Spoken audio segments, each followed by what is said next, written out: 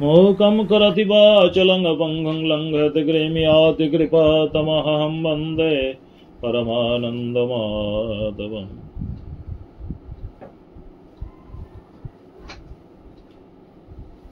दुर्गमपतिमन्दस्य स्खलदपादमगतेरिमः सकृपष्टिदारिणं सन्तवावलम्बनम् मञ्चकल्पतरुश्च कृपासिन्धुः च पतितानां पावनेभ्यो वैष्णवेभ्यो नमो नमः। जय गुरु। আমরা গত দুদিন ব্রজে যে মঞ্জুরি ভাবের উপাসনা এবং ব্রজের পঞ্চরসের উপাসনা যা রূপ গোস্বামী পাদ থেকে আমাদের কাছে বিশেষভাবে সকলের মাঝে প্রবর্তিত হয়েছে। ভগবানের উপাসনা গোপীভাবে উপাসনা আগেও ছিল, কিন্তু যখন রূপ গোস্বামী পাদ এসেছেন তখন তিনি এই রূপ গোস্বামী পাদ বিশেষ করে শ্রীমান মহাপ্রভুর আদেশে এই ভজনকে তিনি আমাদের মাঝে পরিপুষ্ট করেছেন। বৈধি মার্গ, রাগানুগা মার্গ, রাগাত্তিকা মার্গ। বৈধি মার্গ, রাগানুগা মার্গে আমাদের যে ভজন থাকে, তো সেই ভজন ব্রজের মধ্যে বৈধি মার্গকে আচরণ করেই আমাদের ভজনে রাগানুগা মার্গে প্রবেশ হয়। চৈতন্য চরিতামৃতে একটি পদ আছে, রাগানুগা হইতে নারে বিধি নারে মানে কৃষ্ণ ভক্তি দূরে থাক জমে ধরে টানে। অর্থাৎ বৈধি মানে নিয়ম, যা আমরা হস্ত দ্বারা, দেহ দ্বারা, পদ দ্বারা, মন দ্বারা, বাক্য দ্বারা আচরণ করব। শরীর দ্বারা যে যে কর্মগুলি করা হয়, মনসা বাচঃ, মন দ্বারা এবং বাক্য দ্বারা যে আচরণগুলি করি, সেই আচরণগুলোকে আমাদের বৈধি মার্গ বলা হয়। এই জন্য এটা যদি না মেনে আমরা অন্যভাবে শুধু রাগানুগা ভাব মনে মনে ভেবে নাই যে আমরা রাগানুগা ভাবে করব, কিন্তু সেটা হবে না। রাগানুগা মার্গের প্রথমেই বৈধি মার্গকে আশ্রয় প্রয়োজন। তাই বলছে রাগানুগা হইতে নারে বিধি নারে মানে। এদিকে রাগানুগা নাই, যে ভাব সেটা নাই, কিন্তু বিধিও মানে না, মানে নিয়ম মানে না, শুধু দেখায়। তো কৃষ্ণ ভক্তি তো দূরে থাক জমে ধরে টানে, অর্থাৎ জমের দোয়ার, মিথ্যা আচরণ, প্রলিকার আশ্রয়। তাই আমাদের বৈধি মার্গ শিক্ষা দেওয়ার জন্য আমরা যখন শ্রী গুরুদেবের কাছে যাই, তখন তিনি আমাদের কি শিক্ষা দেন? হরিনাম শিক্ষা দেন, ভজন আশ্রয় করেন, ভজনের মধ্যে চিন্তন, সেবা, এগুলি তিনি আমাদের দেন। তো সেবার মধ্যে কি থাকে? সেবার মধ্যে শ্রী বিগ্রহ সেবা, গুরু সেবা, বিগ্রহ সেবা। তৎসহিতে শ্রী গুরুদেবের আদেশ অনুসারে, তার পথ নির্দেশ অনুসারে আমাদের কর্ম, ধর্ম এবং ক্রিয়াকে আমরা অবলোকন করে জীবন দর্শনে এগিয়ে যাই। তাই শ্রী গুরুদেব আমাদের প্রথম কি উপাসনা দেন? বিশ্বনাথ চক্রবর্তী বলছেন আমার গুরুদেব কে? তো বিশ্বনাথ চক্রবর্তী যখন তিনি আমাদের এই গুরুদেবের সাথে সম্বন্ধের পরিচয় দিয়েছেন, তো তার মধ্যে এই শ্লোকটাও তিনি লিখেছেন যে শ্রী বিগ্রহ আরাধনায় নিত্য নানা শৃঙ্গার তন মন্দির মার্জনাদৌ যুক্তস্থ ভক্তাংশ্চ নিজঞ্জ হোপি বন্দে গুরু শ্রী চরণার বৃন্দ। এইবার গুরুদেবের কাছে আমাদের যে সম্বন্ধ, এই শ্লোকে আমাদের সম্বন্ধ ব্রজের সেবা সম্বন্ধ স্থাপন করে দিয়েছে। কেমন? এটা কত নম্বর শ্লোক? শ্রী গুরুদেবের অষ্টকমের 3 নম্বর শ্লোক। প্রথম শ্লোক কি বললেন? সংসার দাবানল লীল লোকত্রাণয় কারুণ্য ঘন ঘনত্তম প্রাপ্তস্য কল্যাণ গুণর নবস্য বন্দে গুরু শ্রী চরণারবিন্দ। এই শ্লোকগুলোকে ব্যাখ্যা করতে গেলে আমার আধা ঘন্টা হবে না, এর জন্য আমি শ্লোককে খালি টাচ করছি যে তিনি কি করছেন।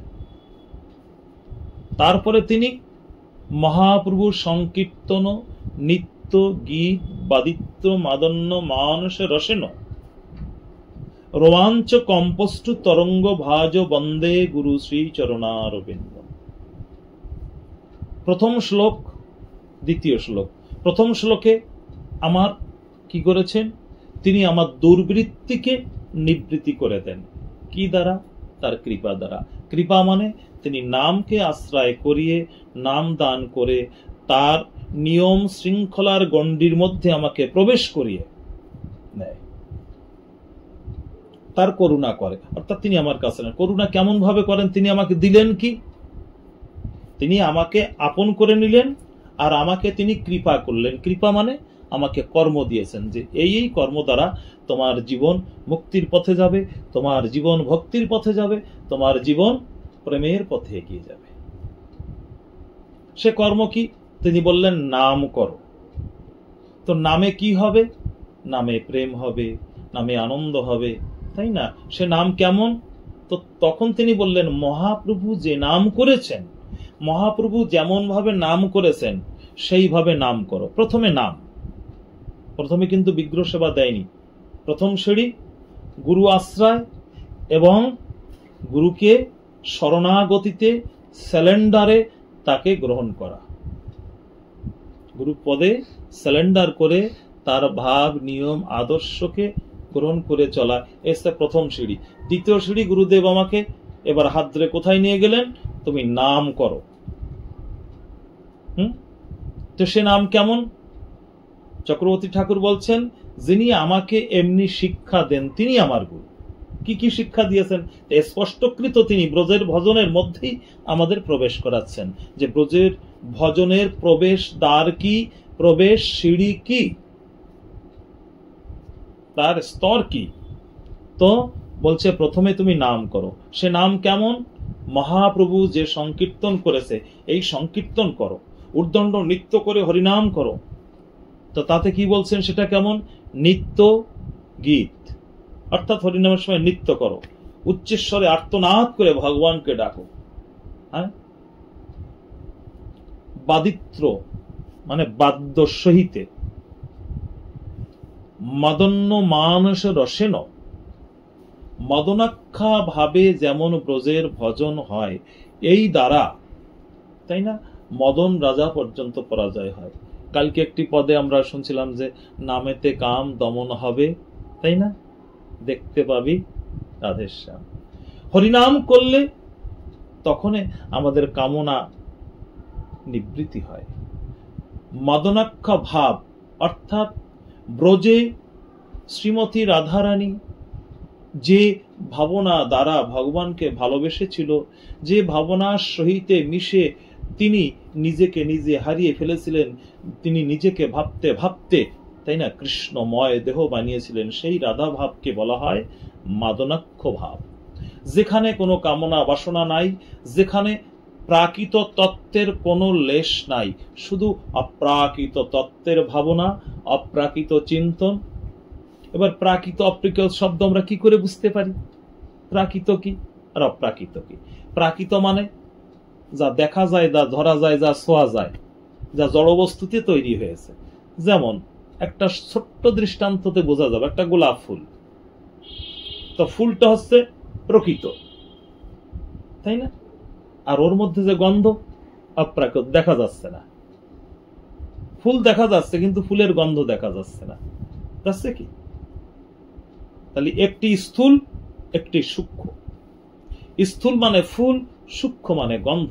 এমনি একটি জড় প্রকৃতি, আর এই প্রকৃতির অন্তরালে অপ্রাকৃত রয়েছে, যে অপ্রাকৃত হচ্ছে সেই বৃন্দাবন। তাই ঠাকুর নীলকান্ত গোস্বামী বললেন অপ্রাকৃত শ্রী বৃন্দাবন ধাম, তব কৃপায় দেখতে পারি ওহে গুণধাম।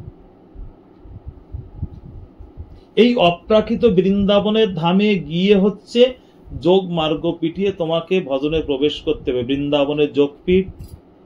আর সেখানে তোমাকে গিয়ে হচ্ছে সখীর আশ্রয় নিয়ে তারপরে সখীর পরে মঞ্জরি নামা হবে।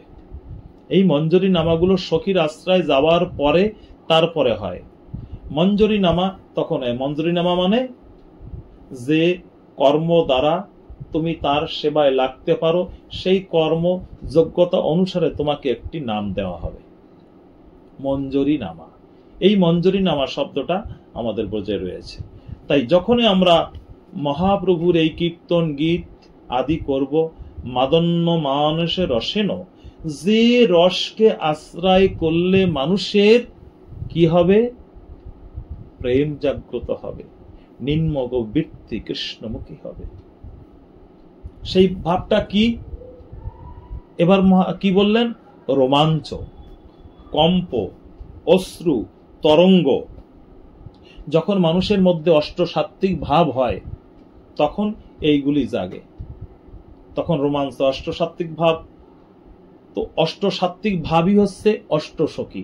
ঠাকুর নীলকান্ত গোস্বামী এখানে তার একটি ভজনের মাধ্যমে প্রকাশ করেছে যে জীবাত্মারূপ রাধিকা শনে অষ্টসাত্ত্বিক সখী করো মনে আর প্রাণে, আমি হেরি দ্বাদশ বৃন্দাবনে দয়াল সখী শনে রূপ মাধুরী এসো হে কাঙ্গালের ঠাকুর সত্যানন্দ প্রাণের হরি। তাহলে জীবাত্মা হচ্ছে রাধা, বুঝতে পারছো সবাই? জীবাত্মা হচ্ছে শ্রীমতী রাধা রানী, আর পরমাত্মা হচ্ছে ভগবান শ্রীকৃষ্ণ। জীবের মধ্যে যখন কৃষ্ণ প্রাপ্তির সম্পূর্ণ ভাবনা গতি হয়, তাই না? আনমনা, আনভাবনা, অন্য গতি যখন জীবের মধ্যে না থাকে, তখন জীবের কৃষ্ণ উন্মুখ ভাব যখন পূর্ণ জাগ্রত হয়, তখন তার সাথে সাথে তার সাত্ত্বিক ভাবগুলো জাগ্রত হয়। এই অষ্টসাত্ত্বিক ভাবকে ঠাকুর নীলকান্ত গোস্বামী বলেছেন অষ্টসাত্ত্বিক ভাব মানে অষ্ট কি সখী। অষ্টসখীকে যেমন রাধার একটি অংশ, স্ফুলিঙ্গ। রাধার স্ফুলিঙ্গ হচ্ছে কে? অষ্টসখী। অষ্টসখীর স্ফুলিঙ্গ হচ্ছে মঞ্জুরি, আর অষ্টমঞ্জরির স্ফুলিঙ্গ হচ্ছে উপমঞ্জরি।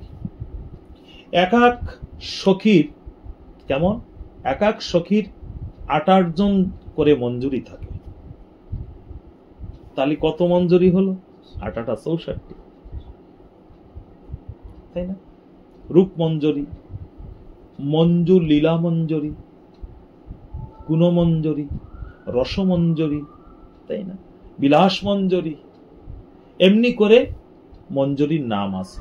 যে মঞ্জরি নামে ললিতা, বিশাখা, তুঙ্গভদ্রা, চিত্রা, চম্পকলতা, সুদেবী, রঙ্গদেবী আছে না? এই অষ্টসখী, এই অষ্টসখী সঙ্গে তারা থাকে।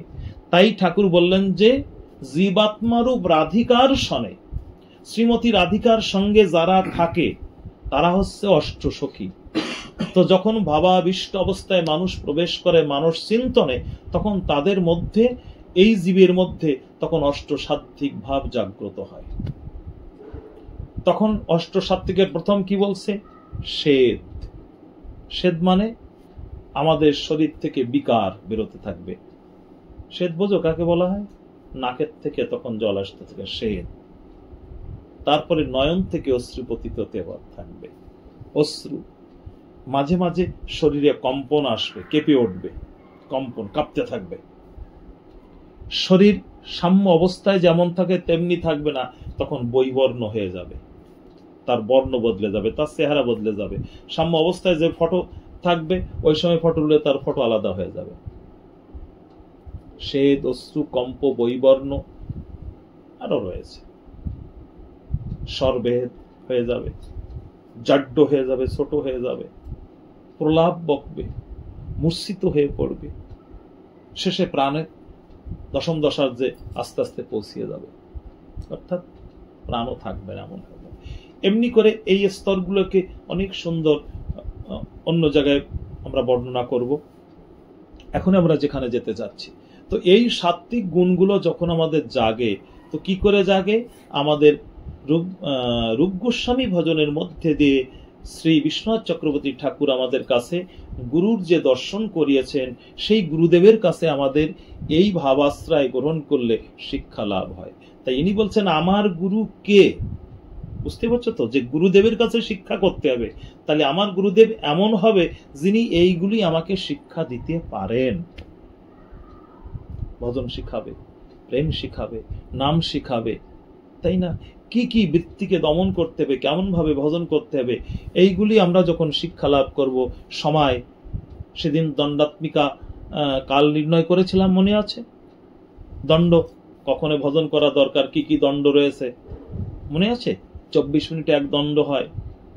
প্রথম নিশাদণ্ড, নিশান্ত কাল থাকে, তারপরে প্রাতকাল থাকে, পূর্বাহ্ন কাল থাকে, মধ্যাহ্ন কাল থাকে, অপরাহ্ন কাল থাকে, সায়ংকাল থাকে, তারপরে প্রদোষকাল বা নক্তকাল, পরে আবার নিশান্ত।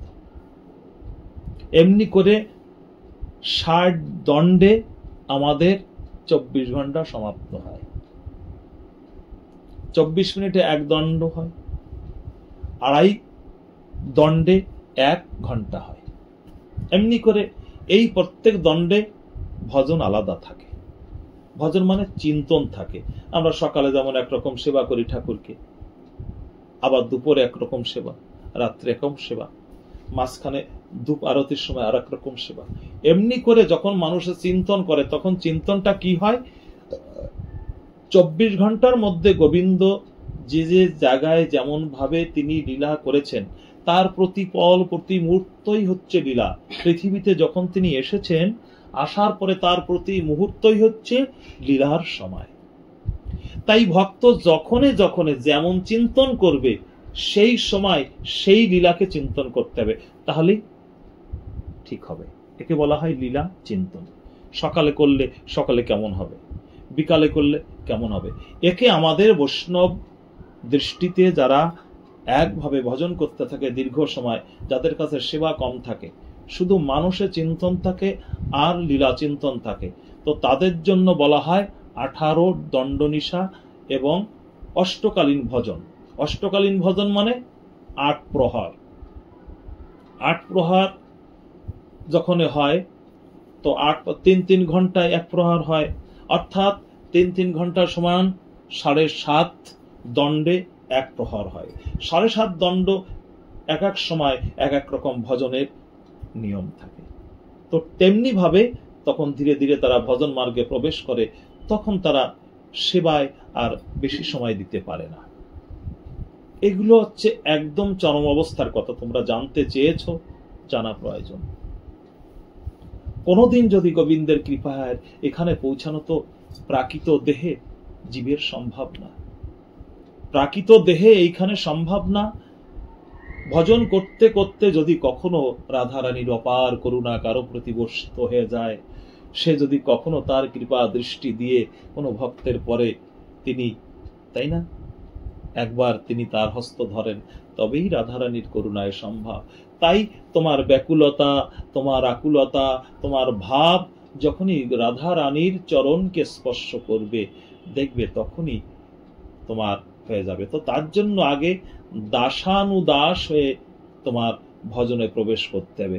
তাই মহাপ্রভুর প্রদত্ত এই ভাব গুণগুলিকে আশ্রয় যখনই করবা, তখন তোমার ভিতরে এই অর্থসাত্ত্বিক ভাব মাঝে মাঝে জাগতে থাকবে। সে একা থাকো আর বহুর মধ্যে থাকো। যেমন চৈতন্য মহাপ্রভু যখন নাম হয়নি, নিমাই ছিল, যখন তিনি গয়াতে এসেছেন, গয়াতে এসে বিষ্ণুপদ দর্শন করার সঙ্গে সঙ্গে চৈতন্য মহাপ্রভুর অঙ্গ অষ্টসাত্ত্বিক ভাবে ভাবিত হয়ে গেছে। আস্তে আস্তে চৈতন্য মহাপ্রভু মূর্ছিত হয়েছে। ঈশ্বরপুর ঈশ্বর তখন দাঁড়ানো ছিল পাশে, বলছি এ কি, কোন মানবের শরীরে একসঙ্গে অষ্টসাত্ত্বিক ভক্ত হতে পারে না? এ তো মানুষ না।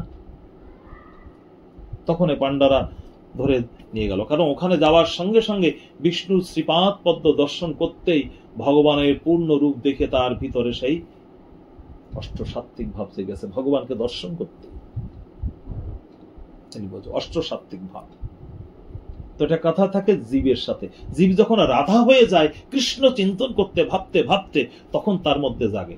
এবার বলতে হবে রাধা হলে জাগে না ভাব জাগলে রাধা হয়? গুরুদেবের কাছে শ্রবণ করতে করতে যখনই তোমার এক একটু করে ভাব জাগবে, আর পূর্ণ ভাব যখন তোমার জীবের মধ্যে জেগে উঠবে, তখন জীব থাকবে না, এই জীবই তখন রাধা হয়ে যাবে। তার গতি অর্থাৎ ধারা জীবের থাকে নিম্নমুখী, জীবের গতি তখন কৃষ্ণমুখী হয়ে গেলে, ধারা তখন বদলে গেলে এই ধারায় উল্টো হয়ে গেল রাধা। তখন তুমি রাধা হয়ে যাবে। তোমার নয়নে প্রাণে মনে বুদ্ধিতে চিত্তে চিন্তনে সতত সর্বক্ষণ একমাত্র কৃষ্ণ রূপ, কৃষ্ণ গুণ, আর কোনো কিছু থাকবে না এ কৃষ্ণ ছাড়া। কৃষ্ণ নাম গুণ যশ প্রবাহ বচনে, কৃষ্ণ নাম গুণ যশ, তাই না, সতত শ্রবণে। শুনবে কৃষ্ণ নাম। যদি কোনো ধ্বনি আসে, সব ধ্বনির মধ্যে সে কৃষ্ণ ধ্বনি ছাড়া আর কিছু শুনতে পারবে না। যে কথা বলবে তার মধ্যে কৃষ্ণ ছাড়া কোনো কথা সে শুনতেই পারবে না, তার মধ্যে কৃষ্ণ, সবকিছুর মধ্যে সে কৃষ্ণ ভাবনা থাকবে। এই ভাবনা যখন হয় তখন তাকে বলা হয় রাধা ভাব। এই রাধা ভাব যখন মানুষের মধ্যে হয়, তখনই মানুষ আর মানুষ থাকে না। মানুষ প্রাকৃত অবস্থার থেকে তখন সে মানুষে আলাদা হয়ে যায়। তাই প্রাকৃত শরীরে যখন হয় না, তখন তারা কি করে? মহন্তগণ সিদ্ধান্ত দিয়েছেন যে এই প্রাকৃত শরীরে যেটা না হয় সেটা মানুষে চিন্তন করতে করতে এই জীব সূক্ষ্ম অবস্থায় সূক্ষ্ম শরীর নিয়ে তখন মানুষ সেবায়, অর্থাৎ লীলা চিন্তনে মানুষে সেই সেবা চিন্তন করতে করতে প্রভাত সময়, তাই না, কেমন ভাবে ঠাকুর রয়েছেন সেইগুলোকে আমরা আস্তে আস্তে গ্রন্থের নিয়ম অনুসারে, গুরুদেবের নিয়ম অনুসারে চিন্তন করতে করতে সেইভাবে আমরা সেই দরজা দিয়ে সেখানে সেই বৃন্দাবন যোগপীঠে যেখানে ভগবান রাধা গোবিন্দ রয়েছেন, আমরা সেখানে ধীরে ধীরে প্রবেশ করব। তাই এখানে স্পষ্ট বলেছেন এই প্রবেশের জন্য আমাদের চাই মহাপ্রভুর প্রদত্ত প্রেমকে আশ্রয়। এরপরে কি বললেন? এরপরে সেবা। এই শ্রীগুরু বললেন শ্রী বিগ্রহ আরাধনা। মহাপ্রভুর পরে এইবার কি দিলেন? সেই জায়গায় প্রবেশ করে নাম করে তারপরে কি করবে? এবার নামের পরে তৃতীয় শ্রীতে তিনি রেখেছেন সেবা। সেবা কি বলছে? শ্রী বিগ্রহ আরাধনায় নিত্য নানা শৃঙ্গার তন মন্দির মার্জনাদৌ। ভালো করে বোঝো, নিত্য নানা শৃঙ্গার দ্বারা ভগবানকে সুশোভিত করতে হবে। সে ভগবান কি বলছে? শ্রী বিগ্রহ। ভগবত প্রাপ্তির জন্য শ্রী বিগ্রহ সেবা আমাদের শাস্ত্রে বর্ণনা করেছে। শ্রী বিগ্রহ সেবা করতে করতে বিগ্রহের মধ্যে দিয়েই ভগবান জাগ্রত হয়, বিগ্রহের মধ্যেই ভগবত কৃপা মানুষে লাভ করে, তাই না? আমরা সাক্ষী গোপালের কথা শুনেছি। সাক্ষী গোপালের কি করে নাম হলো? সাক্ষী গোপালের নাম সেই অদূর কোথায় উড়িষ্যা থেকে কোন ব্রাহ্মণ, যুবক ব্রাহ্মণকে নিয়ে এসেছিল। তীর্থযাত্রা করার সময় গোবিন্দের কাছে সেই ব্রাহ্মণ সেবায় সন্তুষ্ট হয়ে বললেন, সত্যি যুবক ব্রাহ্মণকে বলল, তোমার সেবায় আমি খুব সন্তুষ্ট হয়েছি, আমার ঘরে যে কন্যা আছে তোমাকে আমি গৃহে গিয়ে আমার কন্যার সাথে তোমার বিবাহ দেব।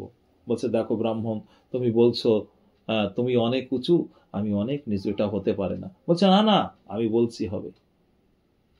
বলছে, দেখো সাক্ষী কিন্তু রয়েছে ঠাকুরের সম্মুখে, বলতেছো গোবিন্দের সম্মুখে বলছো। ফিরে চলে গেল। যখন ফিরে গেল সে বাড়ি যেতেই ভুলে গেল, আর মনে নাই। যখন বলেছে তখনও সমাজের মধ্যে আর হয়নি।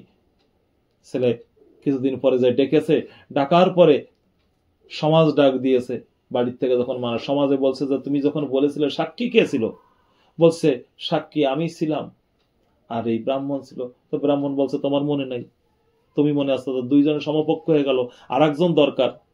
তো বলছে, আর একজন তো বৃন্দাবনে গোবিন্দের সম্মুখে। বলছে, তোমার গোবিন্দ? ওরা সবাই হেসে পড়েছে, গোবিন্দ সম্মুখে ছিল। বলছে, হ্যাঁ গোবিন্দ শুনেছিল। এই যে গোবিন্দে তার দৃঢ় বিশ্বাস, যার জন্য এই বিগ্রহ ছিল তো তখনই, আর বিগ্রহকেই ওই ব্রাহ্মণ ভগবান ভেবে তাকে সাক্ষী রেখেছিল। আর ভগবান সাক্ষী দিতে বৃন্দাবন থেকে সেই উড়িষ্যায়, তাই না, সেখানে গিয়েছিল, যেখানে সাক্ষী গোপাল নামে আজও প্রতিষ্ঠিত রয়েছে ভগবান। সাক্ষী কাকে দিয়েছেন? অনন্ত বিশ্বের সকল জীবকে সাক্ষী দিয়েছে যে ভক্তের ডাকে, ভক্তের ভাবনা যখন প্রবল আমাতে সমর্পিত হয়ে যায়, আমি তার কাছে সাক্ষী রূপে সতত সর্বক্ষণ থাকি। সাক্ষী রূপে দেহের মধ্যে আত্মা রূপে আছেন, আমরা তাকে জানতে পারি না, কিন্তু যখন এমনি ভাব অনুসারে তারা প্রকট করে নেয়, তখন ভগবান তার কাছে প্রকট হয়ে যায়। কার কাছে? ভক্তের কাছে।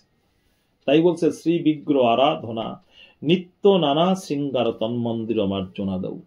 তাই তোমরা ব্রজে এসেছো, ঠাকুরের সেবায় নিযুক্ত হয়েছো, এটা জানবে যে তোমরা রাধা রানীর পরিকর। তোমরা সবাই রাধা রানীর পরিকর। কি করে? রাধা রানীর সেবিকা যারা রয়েছে সূক্ষ্ম অবস্থায়, তাদের আজ্ঞা অনুসারেই তোমরা সেবায় ব্রতী হয়েছ, তাই না? প্রত্যক্ষ আর অপ্রত্যক্ষ, প্রত্যক্ষ ভাবে তোমরা মানুষ রয়েছো, অপ্রত্যক্ষ ভাবে তোমরা বুঝতে পারছো না তোমাদের রাধারানীর অপার করুণা রয়েছে, যে করুণায় তোমরা সেই মঞ্জুরি ভাবেই তোমাদের গুপ্ত সেবা হচ্ছে। হয়তো সবসময় না, কখনো তো হচ্ছে, সবসময় না হোক, কখনো তো হচ্ছে এই সেবা। এই করতে করতে দীর্ঘ কয়েক জীবন যখন কেটে যাবে, তখন তোমাদের সেবা ভাবনা বাড়তে থাকবে। বাড়তে বাড়তে যখন পূর্ণ অবস্থা আসবে, গত দিনের আলোচনা ছিল মনে আছে যে নরোত্তম যখন মঞ্জুরি ভাবনায় সেই জায়গায় প্রবেশ করেছে, তখন বলছে, নরোত্তম বলছে যে ললিতা, কবে আমাকে তুমি ইঙ্গিত করবে, কবে তোমার এমন দৃষ্টি হবে, কবে তুমি এমন জায়গায় আমাকে সেবায় স্থাপন করবে যে রাধারানী বলবে না, হচ্ছে না। ললিতা বলবে, ললিতা পানটা দেওয়া হয়নি, তাম্বুল এভাবে গোবিন্দের মুখে দিতে নাই, এমনি করে ললিতা আমাকে ক্রোধ করবে, চোখ রাগিয়ে এসে ললিতা আমাকে বলবে। ললিতা কাকে বলবে? ওই যে রূপমঞ্জরি, ওই রূপমঞ্জরিকে বলবে। তাই নরোত্তম বলছে, আমি কবে এই মঞ্জরি হব, কেমন করে তোমার মনের সাথে মিশে আমি গোবিন্দের সেবা করব। তো ওই সেবার জন্য আগে চাই কি? শ্রী বিগ্রহ সেবা। শ্রী বিগ্রহ সেবা করতে করতে সাক্ষাতে হবে, এটা বৈধি মার্গ। রাগা মার্গে মানুষে তুমি চিন্তন করে যা, কেউ দেখতে পারবে না। রাগানুগা মার্গে মানুষে চিন্তন করতে হবে। আর রাগাত্মিকা মার্গের সেবা যারা ভগবানের সাথে ছিল তারাই করেছিল, ওটা আমাদের জন্য নয়। আত্মার সাথে যারা সম্বন্ধ পূর্ব জন্মের রয়েছে, কিংবা যারা নিত্য সহচরী, নিত্য পরিকর। আমরা গোপী শব্দে কে নিয়ে ভাবি যে গোপী মানে শুধু ওনারা, কিন্তু না। গোপী বলতে যারা ব্রজে কৃষ্ণকে ভালোবেসেছিল, গোপনে যারা ভজন করে, বা ভাগবত শাস্ত্রে বলছে গোপ ধাতু প্রত্যয় ইতিশ গোপিনী। সেদিন এখনো একজনে দেখি ফোনে কথা বলছে, আমি হরিনাম করছি, হাঁটছি, তো এক মাতাজি যেন কাকে বলছে, গোপী क्या है पता है? गोपी बोलते गोपन में घर में बैठ के काम करते करते सब कुछ के अंदर भगवान के स्मरण करे और कृष्णन जी के चिंतन करे, वही गोपी है। तू कहीं रह जा और वही रह के ब्रज के चिंतन कर, तो फिर गोपी बन जाओगी। तो गोपी माने এমন নয়, গোপী মানে গোপনে ভজন করে। আর তাকে তখনের সময় যে গোপী যারা ছিল, গোপী তো যে বৃদ্ধ মা যশোদা, তিনিও গোপী। নন্দের ঘরে যারা রয়েছে তারা গোপী রয়েছে, গোয়াল বালের ঘরে যারা রয়েছে তারা গোপী রয়েছে, বৃদ্ধ রয়েছে, বৃদ্ধা রয়েছে, যারা বৃদ্ধা রয়েছে তারাও যশোদা, রোহিণী, এরা সবাই গোপী। অর্থাৎ গোপ ঘরে যারা জন্ম নিয়েছে তারা সবাই গোপী। কিন্তু এই গোপীর মধ্যে ভাগ হয়ে গেল সহচরী। কেমন সহচরী? মানে সব সময় থাকবে। তা সব সময় তারা কারা থাকে? শ্রীমতীর সঙ্গে, তাদের বলা হয় সহচরী, তাদের বলা হয় সখী, কিঙ্করী, কিঙ্কিনী, অনেক অনেক নাম আছে। নিদ্রায় আক্রান্ত হয়ে যাচ্ছে সকলে অল্প সময়ের মধ্যে। তো এই কিছু কিছু আলাদা নাম আছে, কিন্তু সখী আর মঞ্জুরির মধ্যে ব্যবধান হয়ে যায় কিছু কিছু, যে এরা সতত একই তত্ত্বে। কেমন? রাধা স্ফুলিঙ্গ সহচরী, রাধা স্ফুলিঙ্গ গোপী, রাধা স্ফুলিঙ্গ মঞ্জুরি। বুঝতে পারলে? সখী, মঞ্জুরি, গোপী, একে সব রাধা স্ফুলিঙ্গ, অর্থাৎ সতত রাধা ভিন্ন রূপ নিয়েই কেউ কখনো সখী হয়েছে, কখনো গোপী হয়েছে, কখনো মঞ্জুরি হয়েছে। লীলায় গিয়ে এই শ্রীমতী রাধারানী বিভাগ হয়ে সেবা করেছে।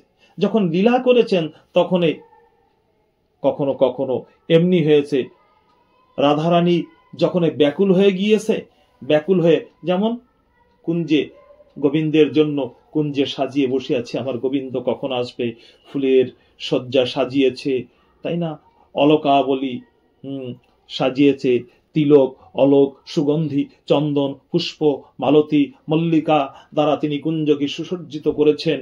হ্যাঁ, এদিকে ভ্রমর অলি গুঞ্জন করছে। এমনও আছে শাস্ত্রে, ব্রজরসে এমনি লিখিত আছে যে কখনো কখনো এই গোপী যারা, তাই না, এই যে মঞ্জুরি যারা, গোপী মঞ্জুরি যারা রয়েছে, এরা প্রয়োজন হলে নিজ রূপকে বদলে কখনো তারা ময়ূর হতে পারে, কখনো তারা ভ্রমর হতে পারে। ভ্রমর হয়ে তারা কখনো গুঞ্জন করছে, কখনো ময়ূর হয়ে ডাকছে, কখনো ফুল হয়ে, গন্ধ হয়ে গোবিন্দের সঙ্গে মিশে যাচ্ছে। মঞ্জলি মানে গুণমঞ্জরি, তখন তারা ফুল হয়েছে, রূপমঞ্জরি তখন ভিন্ন ভিন্ন রূপ নিচ্ছে, এমনি করে তারা সেবা করছে। এদের কাছে এমনি শক্তি সামর্থ্য আছে, কারণ তারা রাধার অঙ্গ থেকে স্ফুরিত, অর্থাৎ রাধা প্রেম স্ফুলিঙ্গ, রাধা প্রেম স্ফুলিঙ্গ, অর্থাৎ প্রেমের থেকে যা সৃষ্টি হয়েছে তাই গোপী হয়েছে, তাই মঞ্জরি হয়েছে, তাই হয়েছে। এবার সেবার জন্য যখন লীলায় এসেছে তখন তাদের সেবার একটু ভিন্নতা, অনেক ভিন্নতা নয়। যেমন মনে করো তোমার কাছে কেউ ছোট রয়েছে, তুমি বললে যা তুই যে শ্রীজির এমনি করে সেবা করে হয়, তোমরা হচ্ছে সখী ভাব, মানে সম সম। ললিতা, বিশাখা আদি যারা ছিল এরা সম সম, আর যারা মঞ্জুরি নামা ছিল তারা ছিল ছোট, তাদের বলা হতো এই করো এই করো এই করো, সেগুলো তারা কাছে থেকে করত। গোবিন্দ বিলাসে যখন তিনি থাকতেন, কুঞ্জে যখন তিনি শ্রীমতী রাধারানী কুঞ্জে সেবা করতেন, তখন গোপীগণ থাকতেন। কখনো কখনো যদি না দেখতো, গোবিন্দ আসতে দেরি হয়ে যেত, তখন সখীদের পাঠিয়ে দিত। সখী কখনো মঞ্জুরিদের পাঠিয়ে দিত। মঞ্জুরিকে দেখেছে, মঞ্জুরি দেখলে আরে তুই এসেছে, মঞ্জুরিকে যখন মঞ্জুরের দুপাট্টা ধরেছে, মঞ্জুরি রাগ হয়ে গেছে, চলো চলো ওখানে চলো, যে তোমার জন্য বসেছে, আমার এসব ভালো লাগে না, তুমি ওখানে চলো আগে, যে তোমার জন্য বসে রয়েছে। সে নিজ সুখ কখনো কামনা করেনি, যার জন্য ভাগবতে বলেছে আত্মসুখ নাই গোপিকার, কৃষ্ণ সুখে সদা বিহার। তারা নিজেরা কখনো আত্মসুখ কামনা করেনি, নিজে তারা স্পর্শ সুখ চাইনি। রাধা রানীকে স্পর্শ করিয়ে, রাধা রানীকে প্রেম সেবা দিয়ে তারা শান্তি পেয়েছে। সতত তাদের ভাবনা ছিল কিসে রাধা রানী সুখী হবে। এই ভাবনায় যারা ভাবিত ছিল তারা হচ্ছে সহচরী ছিল, আর সতত সহচরী সেবায় নিযুক্ত থাকত, অঙ্গ সেবায় যারা, তাদের বলা হয় মঞ্জুরি। তাই এইবার বিশ্বনাথ চক্রবর্তী কোথায় চলে গিয়েছে? এরপরে গিয়ে শ্লোক, তৃতীয় শ্লোক, চতুর্থ শ্লোক, পঞ্চম শ্লোক, ষষ্ঠম শ্লোকে গিয়ে বলছে নিকুঞ্জ জুনো রতি গেলি সিদ্ধেউ ইয়া এল বিক্তপেক্ষণে তত্রাতি দক্ষতি বল্লভস্য বন্দে গুরু শ্রী চরণারবিন্দ। ষষ্ঠম শ্লোকে গিয়ে, অর্থাৎ ষষ্ঠম সিঁড়িতে গিয়ে, তা মানুষ যদি প্রথম সিঁড়ি থেকে দ্বিতীয় সিঁড়িতে হরি নামই না করে, মনে করো বাবা এর আজ 6টা সিঁড়িতে কি করে মঞ্জুরি নামায় পৌঁছাবে? মানুষে জিজ্ঞাসা করে মঞ্জুরি নামা পাইছো, যোগ পিটিয়ে গেছো, এত সহজ? এখন হরিনাম করতে আমাদের তমগুণ দূর যায় না, আমাদের নিদ্রা ভাগে না, তামসা বৃত্তি যায় না, জিহুবায় লোভ লালসা, তাই না, নষ্ট হয় না। এখনো পর্যন্ত আমরা দ্বিতীয় সিঁড়ি থেকে তৃতীয় সিঁড়িতেই দীর্ঘ সময় সেবাই মন বসাতে পারি না। গোবিন্দ সেবায় সেবা করতে গেলে মন চঞ্চল হয়, নিদ্রা আসে, অলসতা আসে। তা যেখানে তৃতীয় সিঁড়িতে যেতে পারি না, সেখানে আমরা ষষ্ঠম সিঁড়িতে কি করে পৌঁছাবো? আর অষ্টম সিঁড়িতে গিয়ে 8টা সিঁড়ি, এই যে গুরুবষ্টকম শব্দ বলা হয়েছে, তাই না? গুরুদেব অষ্টকম 8টা শ্লোক, এই 8টা সিঁড়িকে অতিক্রম করলেই তখন তুমি রাধা ভাবে পূর্ণ ভাবিত হয়ে যাবে। তখন আর ভেদ থাকবে না। তখন তুমি বলতে পারবে, কি বলবে? মীরাবাই কি বলেছিল? মীরাবাই কি বলেছিল? তুমি রাধারও যেমন, মীরারও তেমন। তুমি রাধার শুধু নয়। গোপিকাগণ কি বললেন? যখন ভাবাবিষ্ট হয়ে তিনি বললেন, ন খলু গোপিকা নন্দন ভাবা অখিল দেহিনান্তরাত্মা ভাবা। বলেছিল গোপিনীগণ কোথায়? রাসমণ্ডলে গোবিন্দকে হারিয়ে। তুমি শুধু গোপিকার না, তুমি শুধু মা যশোদার নয়, তুমি শুধু আমাদের নয়। এবার তিনি যখন কৃষ্ণকে না পেয়েছে, তিনি বললেন, অখিল ব্রহ্মাণ্ডে যত আত্মা রয়েছে, সকল আত্মার পরমাত্মা তুমি। না হলো গোপিকা, তুমি শুধু গোপিকার নয়, মা যশোদার তুমি নয়, তুমি শুধু গোপিকার নয়, অনন্ত ব্রহ্মাণ্ডের আত্মার আত্মা তুমি। নন্দন ভবা, শুধু নন্দের ঘরের নন্দন নয়, শুধু আমাদের নয়, তুমি সকলের পরমাত্মা। তুমি কোথায় যাবে? সকলেই তো তোমার দিকে চেয়ে আছে। অনন্ত ব্রহ্মাণ্ডে একমাত্র তুমি প্রভুষ, আর আমরা সকলেই প্রকৃতি। এই যখন আমাদের মধ্যে প্রকৃত ভাব জাগবে, প্রকৃতি ভাব, তখনই তোমার ভজনে প্রবেশ হবে। আর যখন এই আমাদের মধ্যে যে পুরুষত্ব, এই পুরুষত্ব না, এই অহংকারত্ব বলা হয়। এ পুরুষ না, এই পুরুষ প্রকৃতি দুই বলি সৃষ্টিতে, কিন্তু ভগবানের কাছে যখন আমরা ভজনে সাধক প্রবেশ করবে, তখন না পুরুষ না কিছু প্রকৃতি, তখন তো সেবক হয়ে যাবে, সেবিকা হয়ে যাবে। কোনো পুরুষ নাই, একমাত্র পুরুষ তো ভগবান শ্রীকৃষ্ণ। যখন মীরাবাই বৃন্দাবনে এসেছিল, তখন রূপ গোস্বামীর কাছে ভগবান শিক্ষার জন্য যখন চেয়েছিল, তো রূপ গোস্বামী পত্র দিয়েছে যে আমি কোনো নারী মুখ দর্শন করি না। তখন তিনি আবার মীরাবাই চিঠি লিখেছে প্রণাম করে, যে আমি তো জেনেছিলাম রোজে যারা ভজন করে তারা সকলেই প্রকৃতি, একমাত্র পুরুষ তো বোঝে শ্রীকৃষ্ণ। কিন্তু হে গোস্বামী পাদ, তুমি কবে থেকে পুরুষ হয়ে গোবিন্দের ভজন করছো? রূপ গোস্বামীরই লেখা এত গ্রন্থ, যত রসগ্রন্থ। যখন এই মীরাবাই এই চিঠি লিখে পাঠিয়েছে, তখন বলেছে যে তুমি এসো, তোমাকে আমি দর্শন করতে চাই। যে আমাকে এই কথা বলেছে, কথা তো ঠিক। পুরুষ তো একমাত্র গোবিন্দ, আর সব প্রকৃতি। যদি রসমার্গে প্রবেশ করা হয়, নিকুঞ্জ জুনো রতি কেলি সিদ্ধেউ। রতি মানে রমা, ইতি সরতি, যাহাতে রমিত হয়, যাহাতে নিমজ্জিত হয়ে আনন্দবর্ধিত হয়, তাহাকে রতি বলা হয়। রতি শাস্ত্রে রতিকে প্রথমে 3 ভাগে ভাগ করা হয়েছে। রতিকে 3 ভাগে ভাগ করা হয়েছে। আগামীতে আমরা রতি নিয়ে আলোচনা করব, যদি আমরা আবার পুনরায় পাঠে বসি। রতি 3 ভাগে কি? প্রথম হচ্ছে নিষ্ঠা, তারপরে হচ্ছে নিষ্ঠারতি, আনন্দরতি, আর মধুর রতি। কেমন? এই মধুর রতিকে আবার 3 ভাগে ভাগ করা হয়েছে: সাধারণী, সামঞ্জস্য, সামার্থা। আগামী দিন আমরা এখানে গিয়েই নিকুঞ্জ লীলায় আমরা নিষ্ঠারতির থেকে শুরু করে সাধারণী, সামঞ্জস্য আর সামার্থারতির মধ্যে প্রবেশ করেই আমরা আবার নিকুঞ্জ লীলার এই ব্রজরসকে আস্বাদন করব। আজকের হরিকথা এখানে বিশ্রাম। ব্রজসুধা মাধুরী আমরা আস্বাদন করার জন্য এই যে বসেছি, যদি আমাদের ভাবনা এমনি থাকে, নিশ্চয়ই রাধারানী প্রত্যেক দিন কিছু না কিছুই আমাদের তার সুধামৃত কোনোভাবেই না কোনোভাবে আকাশ মার্গে, শূন্য মার্গে, কারোর মধ্যে দিয়ে তিনি দিতে থাকবেন। আমরা সে প্রসাদ গ্রহণ করব। কৃষ্ণায় বাসুদেবায় হরায় পরমাত্মনে প্রণত ক্লেশনাশায় গোবিন্দায় নমো নমঃ। वंशाकल्पतरुभ्यश्च कृपा सिन्धेव च पतितानां पावनेभ्यो वैष्णवेभ्यो नमो नमः।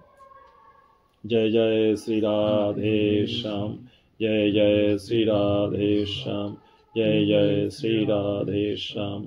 हिताय गौर हरि बोल।